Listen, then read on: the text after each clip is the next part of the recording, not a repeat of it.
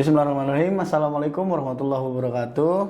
Sahabat Al-Azhar, jumpa kembali bersama kami di podcast Al-Azhar, mengedukasi dan menginspirasi. Hari ini kita kedatangan tamu yang spesial karena apa? Pengalamannya yang luar biasa, yaitu menjadi anak SMA pertama yang mengikuti ekspedisi ke Kutub Utara. Dia adalah Priya Wicaksono. Assalamualaikum Priya. Ya, waalaikumsalam. Gimana kabarnya? Baik-baik aja. Baik-baik aja. Baiklah. Oke. Priya, bisa diceritain gak nih ke sahabat Al-Azhar semua, pengalaman kamu ke sana tuh seperti apa? Terus apa yang membuat kamu tertarik untuk mengikuti ekspedisi tersebut? Saya tertarik karena ini kayak kesempatan yang nggak diduga gitu loh. Nggak akan saya kira ada ekspedisi ke ujung dunia gitu lah, ke atas dunia itu sendiri. Jadi dan ini katanya ini pembukaan pertama untuk internasional. Dan saya merasa kalau nggak ada yang ngambil ya saya aja lah. Oh gitu. Nah, cerita awalnya gimana Priya? Dapat informasinya dari mana? Terus akhirnya jadi kamu nih yang terpilih untuk mengikuti ekspedisi tersebut. Saya dapat infonya itu dibantu sama bapak saya. Jadi kan saya ingin mengikuti aktivitas event-event yang menarik gitu ya. Nah itu saya dibantu dan dinotifikasi sama bapak saya bahwa ada ekspedisi yang unik dan mengesankan gitu loh, ke atas dunia itu sendiri Pak. Jadi itu kalau bisa lah, itu dream come true kalau bisa. Ya saya ekspektasi awalnya sih mungkin ini pasti agak ketat gitu, pasti banyak orang Indonesia yang mau ke atas dunia itu sendiri. Tapi ternyata akhirnya kamu yang dapat kesempatan. Iya, saya yang dapat kesempatan. Oke. Tapi sebelumnya emang suka naik gunung atau apa gitu? Emang kegiatan yang diikuti sama Priya ini kegiatan-kegiatan yang sifatnya unik atau seperti apa gitu sebelumnya? Ya karena saya ingin aja sebagai personal development ya, sebagai pertumbuhan personal ya, saya ingin mengikuti kegiatan yang memperbagus lah pengalaman saya. Saya sebenarnya dulu sebelum Arctic ini juga nggak banyak pengalaman ke luar negerinya, nggak terlalu banyak juga, cuma di Turki. Oke. Nah, kan sebelumnya belum pernah mengikuti kegiatan-kegiatan yang seperti itu gitu kan ya. Apalagi ini langsung ke Kutub Utara gitu, yang semua orang tahu suhu di sana tuh minus gitu kan. Di Indonesia kan kita tahu nggak ada musim dingin gitu kan. Kita bukan negara yang mengalami musim dingin. Nah, persiapannya seperti apa Priya untuk kamu ikut ekspedisi tersebut? Jadi ada pertanyaan berdasarkan webinar. Nanti kita akan diberikan 4 video kalau nggak salah. Partisipan akan diberikan 4 video, dan dari 4 video tersebut ditonton satu persatu, dan setelah satu video ditonton, Anda akan mengerjakan pertanyaan-pertanyaan isian singkat gitulah.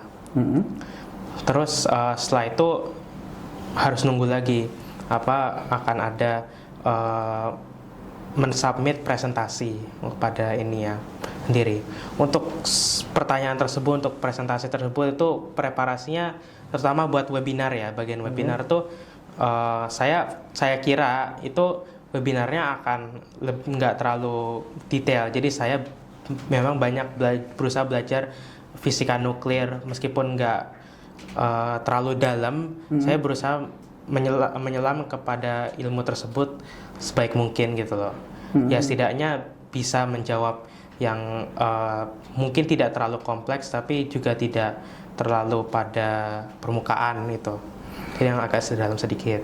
Oh, itu berarti dari 4 video itu apa jadi challenge gitu, apa gimana untuk persiapan ke event itu atau seperti apa Priya? Dari 4 video itu memang menjadi syarat wajib untuk dikerjakan atau seperti apa? Itu syarat wajib untuk dikerjakan. Jadi 4 video itu ada yang mencakup perubahan cuaca, ada yang mencakup fisika nuklir, ada yang mencakup development teknologi nuklir di seluruh dunia seperti apa. Terus tentang breakthrough nuklir seperti apa, seperti itu Pak. Oke. Nah, kalau misalnya tadi itu kan persiapan berarti persiapan secara dokumen dan lain-lain lah gitu ya, atau seperti apa tuh? Study dokumen. Study dokumen ya. Oke. Nah, kalau persiapan fisiknya sama mentalnya seperti apa? Saya Karena kan kamu belum pernah nih, iya kan, belum pernah, apalagi skalanya, kan, ya. ya, dan membayangkan di sana aja kan kita udah gimana lah gitu ya kan. Nah itu berarti kan butuh fisik dan mental yang kuat untuk kita menghadapi cuaca yang ekstrim di sana. Saya sendiri meskipun bukan yang seorang yang terlalu yang berani-berani banget, saya juga bukan orang yang penakut banget. Jadi saya sendiri ya oke lah mentalnya ya. Secara mental saya merasa kalau memang nggak ikut ya saya nggak akan nangis. Kalau memang nggak lulus tes itu saya nggak akan nangis. Saya udah menyiapkan diri. Berarti ada kemungkinan nggak lulus ya dari empat video itu ya? Iya karena ada partisipan lain kan dari Indonesia. Nah itu saya bersiap mental. Kalau memang gagal ya gagal. Kalau memang sukses ya saya bangga lah. Nggak akan shock kaget sama gimana. Kalau untuk presentasi, nah itu yang agak lebih berkeringat lah sebenarnya. Karena itu saya udah berkali-kali kayak 20 kali ya diulang, 20 kali, 30 kali diulang-ulang terus-menerus supaya video presentasinya muat. Jadi saya disuruh untuk membuat 1 menit video presentasi tentang kemajuan aplikasi teknologi nuklir di Indonesia dan kebutuhan nuklir di Indonesia. Kenapa Indonesia butuh nuklir? Kenapa masa depan Indonesia itu bisa dibantu dengan nuklir?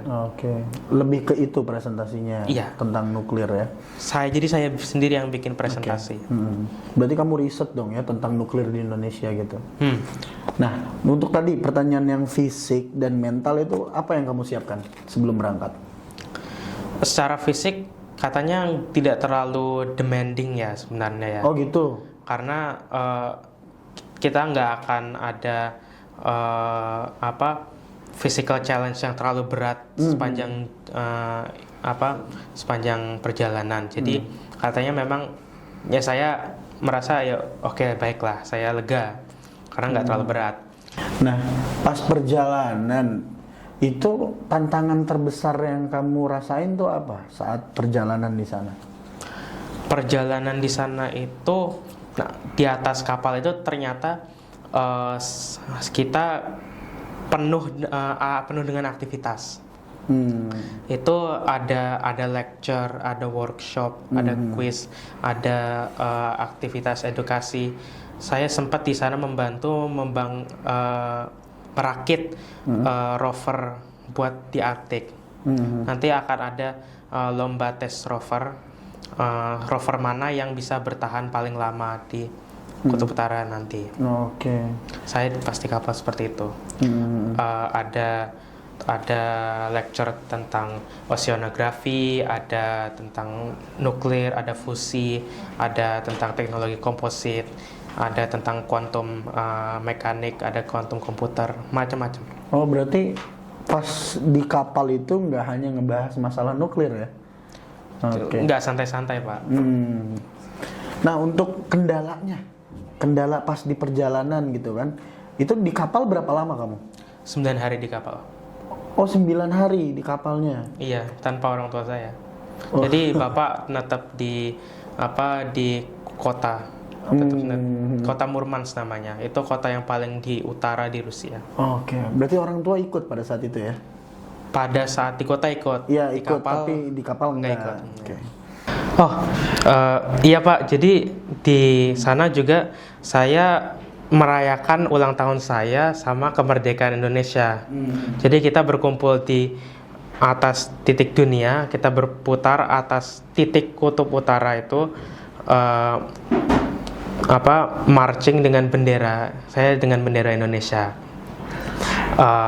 Mengesankan sih ulang tahun dan merayakan kemerdekaan juga, karena ya mungkin bukan upacara yang penuh ya, tapi itu upacara yang memenuhi meskipun tidak penuh.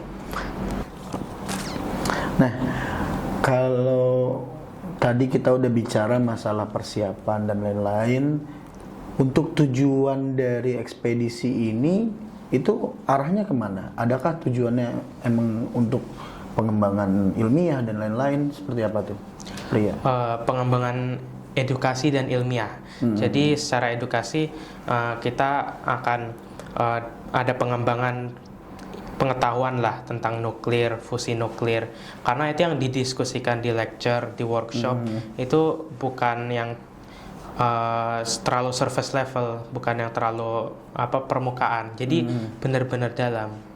Misalnya ada lecture tentang quantum mechanics dan quantum komputer, itu lumayan dalam. Kita mengetahui properti kuantum itu seperti apa. Salah satu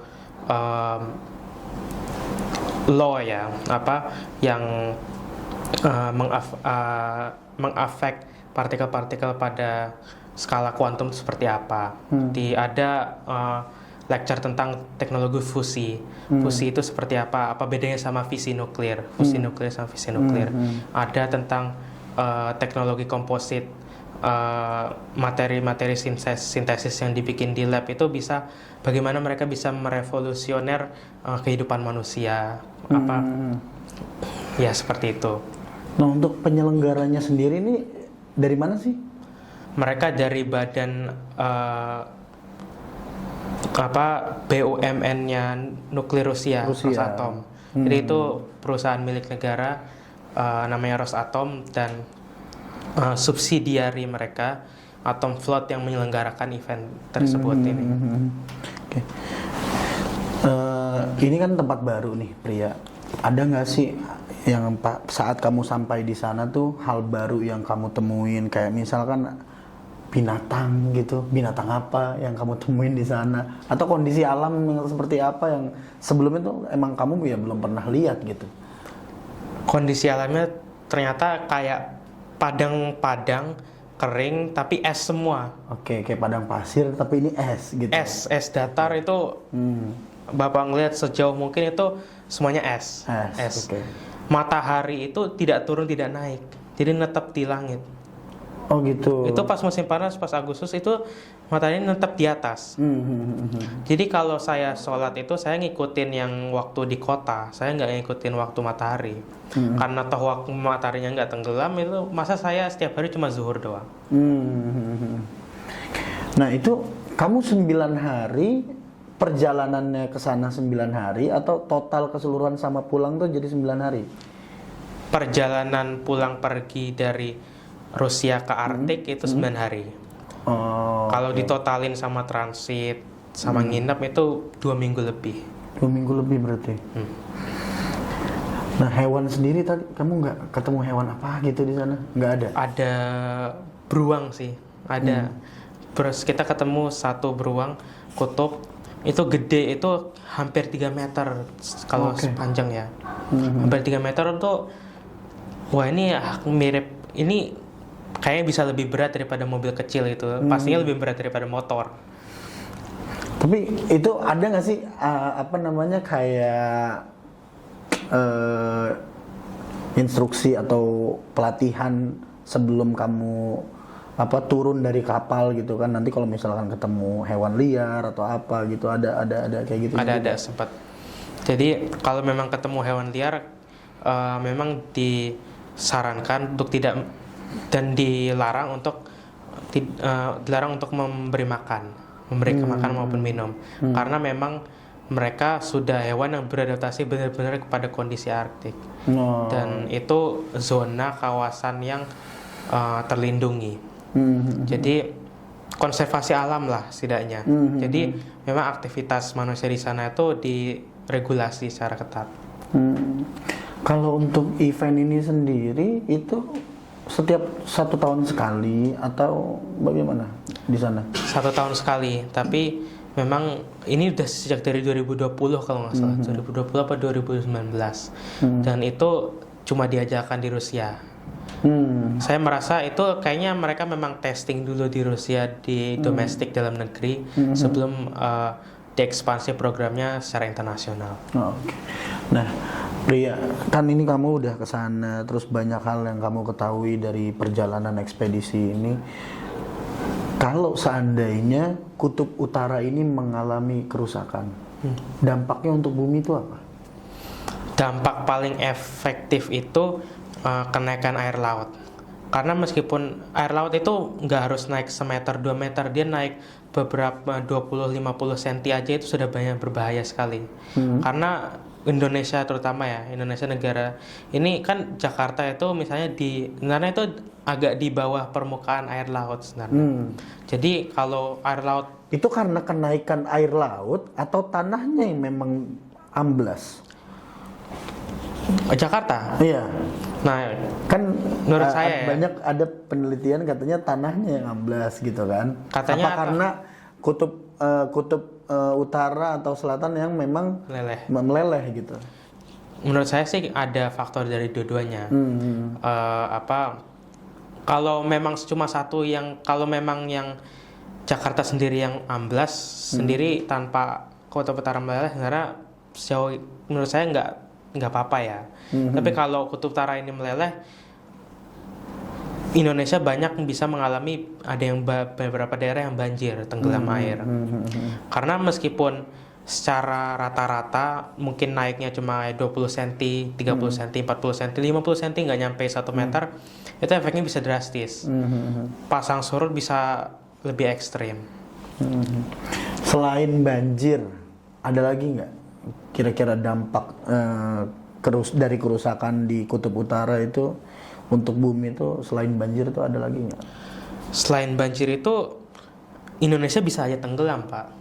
Kalau kutub utara meleleh, Indonesia bisa tenggelam. Karena Indonesia ini negara maritim ya. Jadi seluruh bagian negara kita itu dekat sama laut. Jadi kalaupun air laut cuma naik beberapa senti pun itu punya efek yang lumayan besar. Jadi selain banjir ya, tsunami itu bisa lebih tinggi karena air laut juga lebih tinggi. Jadi itu cukup berbahaya. Nah, setelah perjalanan kamu ini nih, ekspedisi kamu selama 9 hari ya, kalau dihitung, pelajaran apa sih yang kamu bisa bawa pulang ke Indonesia? Paling utama itu sih terbuka sih, karena akan ketemu orang-orang baru, semuanya ketemu orang-orang yang unik, ada yang berbeda, ada yang baru, dari banyak negara, itu dari internasional dari total ada 20 termasuk saya. Dan kamu termasuk yang termuda? Kayaknya yang termuda. Ada lagi nggak yang seusia kamu dari negara lain? Ada. Oh, ada. Tapi maksudnya kalau dari Indonesia ya? Ya, dari Indonesia hanya kamu kan? Kayaknya hanya saya doang. Jadi ya begitu sih. Saya juga nggak mengira akan lulus dari semua dari tes registrasi itu semua. Iya. Selain itu tadi apalagi yang bisa kamu peroleh? Yang bisa diperoleh ya dari ekspedisi. Dari ekspedisi ini pengalaman sih. Kamu berpengalaman ke atas dunia itu sendiri. Ke atas dunia itu nggak gampang, Pak. Kita kan terbiasa ini kan di garis lintang ekuator ya, khatulistiwa ya di Indonesia ini. Nah itu perjalanan ke sana, ekspedisinya dari Rusia ke Kutub Utara itu banyak pengalaman yang kamu akan alami. Di kapal itu sendiri kamu akan menerima banyak lecture, banyak workshop, banyak ilmu pengetahuan yang mungkin kamu nggak mengira akan sebegitu dalam. Karena nuklir, kuantum teknologi, komposit teknologi, teknologi fusi itu semua tidak sesimpel yang Bapak kira misalnya.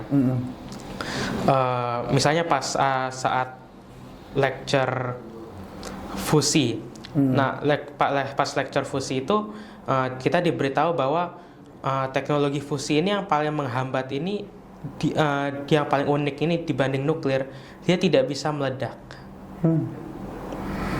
Dia difungsikannya untuk apa tuh kalau teknologi fusi? Teknologi fusi itu difungsikannya untuk menggantikan nuklir. Oke. Karena pemahamannya itu teknologi fusi itu akan radioaktivitasnya itu akan jauh lebih sedikit daripada nuklir.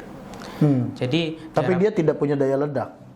enggak, tapi tidak punya daya ledak. Karena itu pada intinya itu teknologi fusi itu gas yang dipanaskan sampai jadi plasma dan dia diputar dalam permagnet dan menghasilkan energi. Ada lagi yang didapetin dari perjalanan kamu? Bisa pengalaman, bisa apa ya? Opportunity yang lebih baik untuk masa depan karena kamu sendiri sudah pergi ke kutub utara, ke ujung dunia itu sendiri. Jadi itu sebuah hal yang bukan main-main.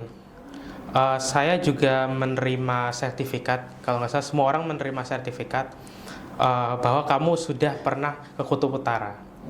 Nah itu portfolio untuk kamu universitas, untuk kamu kerja itu bisa dipakai. Tapi kamu tahu nggak latar belakang orang-orang yang ikut ke sana tuh apa, ilmuwan kah atau kebanyakan pelajar atau seperti apa? Kebanyakan pelajar sih, tapi ada ilmuwan dari Indonesia, ada dari profesor dari BRIN, bagian riset, ada dari Vietnam, ada dari Rusia itu sendiri, ada dari Mesir juga, macam-macam. Nah, setelah perjalanan ekspedisi yang cukup panjang, ada nggak sih cara pandang kamu yang akhirnya berubah melihat alam dan sekitarnya gitu? Setelah kamu ngelihat ke kutub utara nih gitu kan, terus pasti kan, wah ini kalau misalnya nanti mencair atau bagaimana gitu kan. Nah, ada nggak sih akhirnya kamu tuh jadi orang yang akhirnya lebih peduli sama lingkungan atau seperti apa gitu? Menurut saya pandangan terhadap alam itu, dunia itu besar, dunia itu jauh lebih besar yang daripada saya kira. Ada tempat yang di dunia ini yang jauh, tapi jauh dan luas, dan kita sendiri pun cuma bisa, sebelum itu ya saya cuma bisa mimpi untuk pergi ke sana. Dan ternyata semua yang terjadi di dunia ini itu mengefek kepada semua hal yang di ujung dunia lagi. Bukan berarti masalah di Arktik ini bukan masalah Indonesia. Arktik meleleh atau ada kerusakan itu akan mengefek Indonesia juga, seluruh dunia. Jadi dunia ini interkoneksinya kuat satu sama lain. Itu yang. Nah, setelah yang dari ekspedisi Arktik kemarin, ada lagi nggak rencana kamu akan ekspedisi kemana gitu? Ada lagi nggak? Katanya tahun depan akan ada lagi ya. Tapi untuk saat Kutub Utara juga. Terus kamu mau ikut lagi? Kalau memang bisa ya saya ikut lagi. Karena batasan umurnya 17 kalau nggak salah. Jadi anak-anak Indonesia ini punya kesempatan lagi untuk ikut. Jadi kalau memang saya nggak bisa, teman-teman yang lain, teman-teman sahabat lain bisa. Al-Azhar bisa untuk mencobanya ya gitu. Kalau saya bisa, kenapa enggak? Bisa kasih bocoran. Iya. Oke, ini terakhir nih Pria. Dari perjalanan kamu gitu ya, dari pengalaman yang kamu dapatkan, ada nggak sih pesan-pesan nih untuk sahabat Al-Azhar semua terkait alam, terkait lingkungan, atau apalah yang kamu dapat dari perjalanan ekspedisi kamu kemarin itu? Lebih terbuka, karena saya lihat orang di sini memang ada yang malu, ada yang mungkin kurang terbuka. Jadi dunia itu luas dan dunia itu bermacam-macam, diverse. Jadi kalau bisa seterbuka mungkin kalau ingin mendapatkan opportunity seperti ini juga. Itu aja pesannya. Ya, jadi sahabat Al-Azhar, luar biasa podcast kita hari ini, pengalaman dari Pria 9 hari di Kutub Utara, luar biasa. Dari Indonesia satu-satunya pelajar yang ikut ke sana. Terima kasih Pria atas pengalaman yang luar biasanya pada hari ini di-share ke sahabat Al-Azhar semua. Baik sahabat Al-Azhar, demikian podcast kita pada kali ini. Mudah-mudahan apa yang tadi disampaikan oleh Pria bisa bermanfaat untuk kita semua dan menjadi motivasi nih untuk teman-teman sahabat Al-Azhar yang muda-muda yang mungkin seumuran juga sama Pria, termotivasi untuk bisa ke Kutub Utara juga. Oke, terima kasih semuanya. Billahi taufiq wal hidayah. Wassalamualaikum warahmatullahi wabarakatuh.